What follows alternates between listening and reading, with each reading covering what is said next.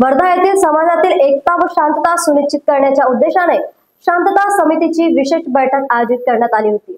या बैठकीत ठाणेदार विजयकुमार घुले प्रमुख मंचस्थ म्हणून उपस्थित होते।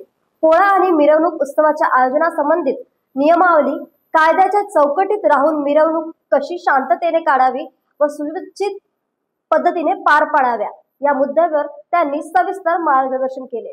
गावातील प्रतिष्ठित नागरिक, पंचायत समिती सदस्य अशोक सुपारे, माजी सरपंच माणिकराव कलोडे, समाजसेवक विजय जयस्वाल, ग्रामपंचायत सदस्य सतीश काळे, योगेश वरभे, भोजराज नरड, समाजसेवक परेश सावरकर, माजी ग्रामपंचायत सदस्य गोपाल मेघरे, उपसरपंच इस्माईल पठाण, माजी ग्रामपंचायत सदस्य सचिन पारसडे, नितीन शेलकर, राजू किटकुले आणि इतर बरेच मान्यवर नागरिक उपस्थित होते, ज्यांनी उत्साहवर्धक प्रतिसाद दिला।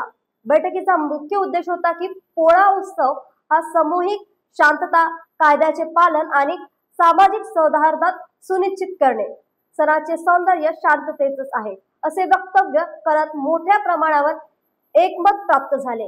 वर्धावरून सतीश काळे यांची बातमी।